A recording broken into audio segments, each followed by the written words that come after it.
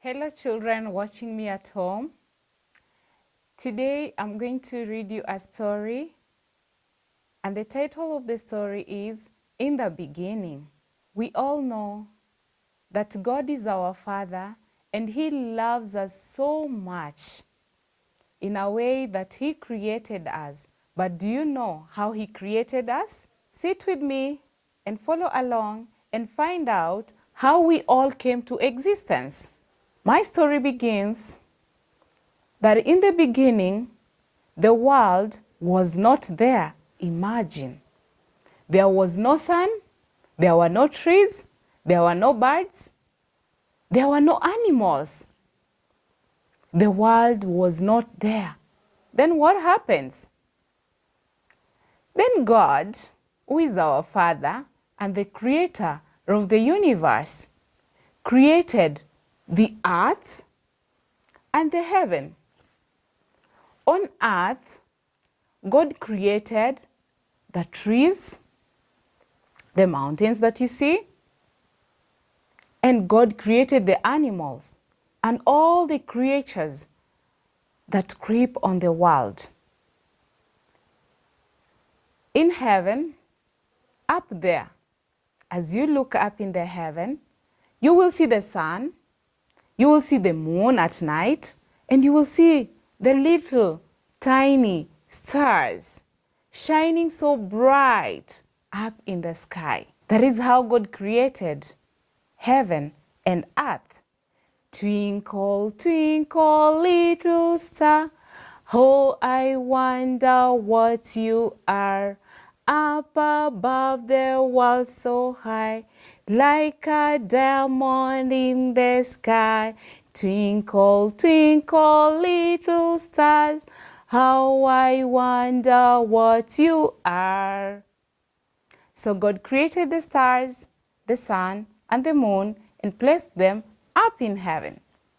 And on earth here, God created the animals, the zebra, the lion, the snake that crawls on the earth, even the little ants that sometimes can bite you and you feel, ouch, an ant. All those were created by God. God separated the waters from the dry lands, as we are living in the dry land together with the animals. In the water, God created the sea creatures. Some of them are fish, octopus, seahorse, hippo, and the crocodile.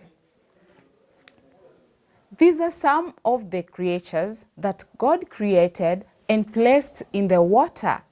On the dry land, the zebra, the giraffe, the elephant, all those animals that you can name were all created by God. That is the story of creation. So after God created the trees, created the animals, separated the waters from the dry land, created the heaven and put the sun there that gives us light during the day, and the moon that gives us light during the night, and the tiny little stars. On the sixth day, God created man. And the first man to be created by God was called Adam. Adam was our first father. But Adam could not talk to the animals. He was alone. But he lived happily with the animals. But then God thought, how can he be alone? He needs a partner, someone he can talk to, laugh with. Like all of us, we need friends around us. We need people we can talk to. We need people we can share our goodies with. And that is how God created Eve, our mother. So our first daddy to be created was called Adam, and our first mommy to be created was Eve. So the first people to be created by God were Adam and Eve. and they are our descendants. We are the descendants of Adam and Eve. God placed them in a garden, and this garden was beautiful with flowers, trees, all sorts of fruits. They lived happily with the animals. We all are afraid of snakes. We all are afraid of lions. We all are afraid of hyenas because they can attack us. But imagine, these people lived happily with animals, all the animals, without fearing that these animals might attack them. They enjoyed living and enjoying all the fruits of the trees. But there was one tree that God told them not to eat from, and that is the tree of knowledge, well known as the forbidden fruit.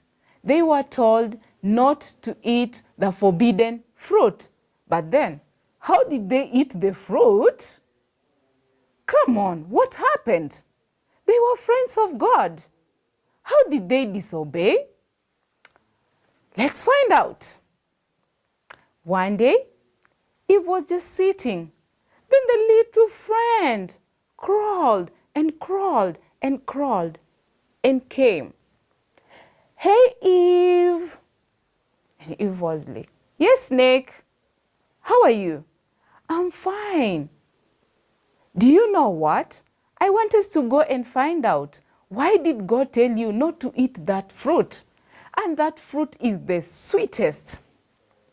Eve said, no, go away. God told us not to eat that fruit. No, just try. It's the sweetest. When you eat it, my friend, you will want to eat it again and again. It is the sweetest fruit. Eve said, no, I'm not going to eat it because God told us not to eat from that tree. Then the snake again told, but you are my friend. Can I deceive you?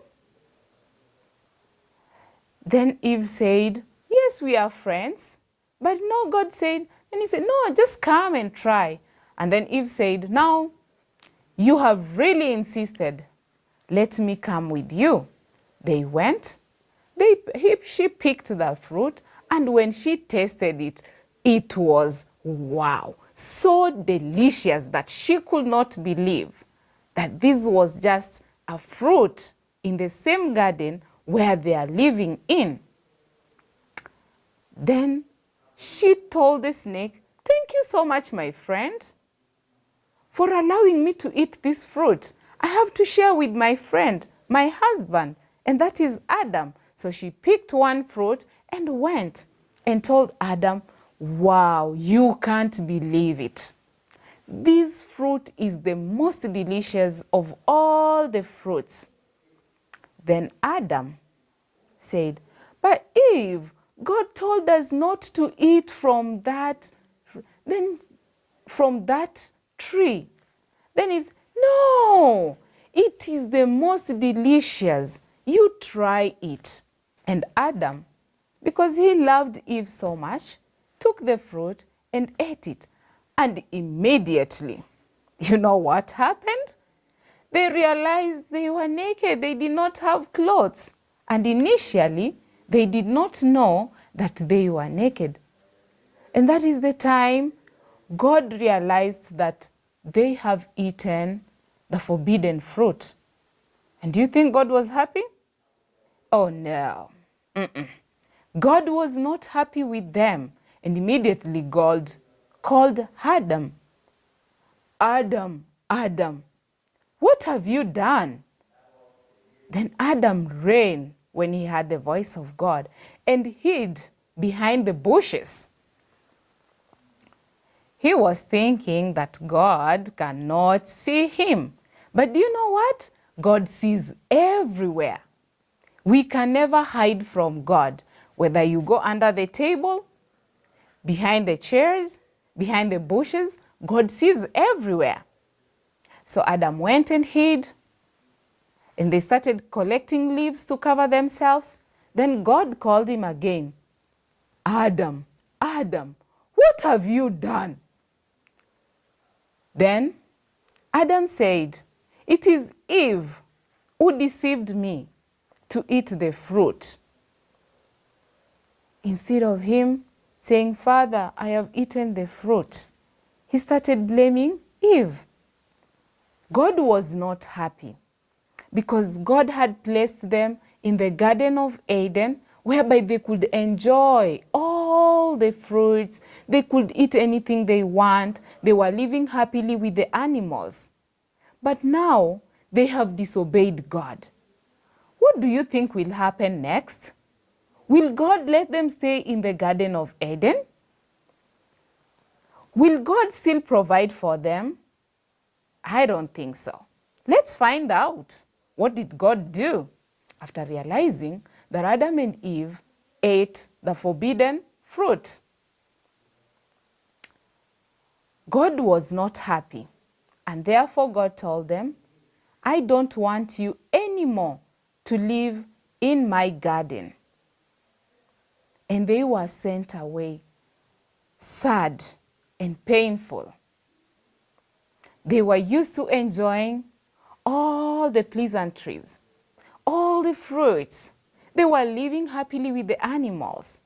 But now they have sinned because they disobeyed God, and God had to send them away from the garden. They went far, far away from the garden, and where they went, they could not even get anything to eat. So Adam had to work and work. He started farming so that he can grow crops, so that they can get food. The luxurious life that they were living in the Garden of Eden was all gone because they disobeyed God. Little children, God loves us so much, but when we disobey God, He is not happy with us. He will punish us. God punished them by sending them away from the garden. And therefore, what do we learn today from this story?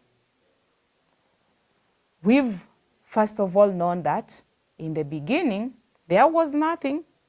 The world was empty. It had nothing. Then God created the earth and the heaven, and then everything else in the world. And God created Adam and Eve and placed them in the Garden of Eden. But they disobeyed God, and God sent them away. What is our moral lesson? What do we learn from the story? Is it good to disobey? I don't know. Can you think about it? Oh, yes. It is not good to disobey. When God said, do not do this, we are not supposed to do that. Same as our parents at home. When your parents tell you, do not go outside when it's raining. Please don't go outside when it's raining, because it will rain on you, and what will happen? You'll catch cold, and later on you'll become sick. And when you become sick, you have to be taken to the doctor. And what will the doctor do? Inject you. So, little young children, my friends who are listening to this story, we should be obedient. That is the key word. That is the end of my story today. Until next time, I'm your host, Teacher Celestine. Thank you so much.